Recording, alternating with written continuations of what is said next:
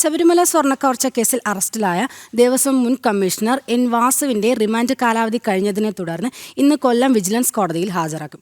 ഇതുവരെ അറസ്റ്റിലായ ഒരു പ്രതികൾക്കും കോടതി ജാമ്യം അനുവദിച്ചിട്ടില്ല. കേസിൽ പ്രതികളായ സ്മാർട്ട് ക്രിയേഷൻ സിഇഒയ്ക്കും സ്വർണ്ണ വ്യാപാരി ഗോവർദ്ധനെയും ചോദ്യം ചെയ്യാൻ SIT കസ്റ്റഡി അപേക്ഷ സമർപ്പിക്കാനും സാധ്യതയുണ്ട്.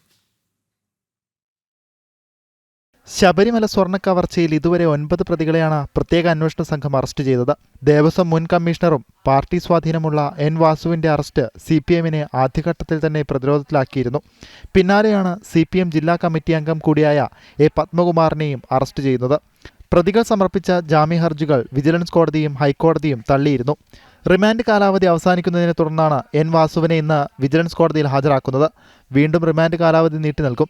2 ദിവസം മുൻപ് അറസ്റ്റിലായ സ്മാർട്ട് ക്രിയേഷൻ CEO പങ്കജ് ഭണ്ഡാരിയെയും സ്വർണ്ണ വ്യാപാരിയായ ഗോവർദ്ധനെയും കൂടുതൽ ചോദ്യം ചെയ്യേണ്ടതുണ്ട്. ഇവർക്കായി SIT കസ്റ്റഡി അപേക്ഷ സമർപ്പിക്കാനാണ് സാധ്യത. കേസിൽ ഇരുവരുടെയും പങ്ക് വ്യക്തമായതിനെ തുടർന്നാണ് SIT അറസ്റ്റിലേക്ക് നീങ്ങിയത്.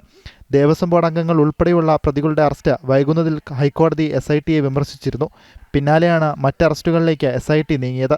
നിലവിലെ സാഹചര്യത്തിൽ കള്ളപ്പണ ഇടപാട് അന്വേഷിക്കാനായി മുഴുവൻ രേഖകളും EDക്ക് കൈമാറാൻ വിജിലൻസ് കോടതി ഉത്തരവിട്ടതും SITക്ക് തിരിച്ചടിയായി. വരും ദിവസങ്ങളിൽ മറ്റു പ്രതികളുടെ അറസ്റ്റും രേഖപ്പെടുത്തുമെന്നാണ് വിവരം. ജനം, കൊല്ലം.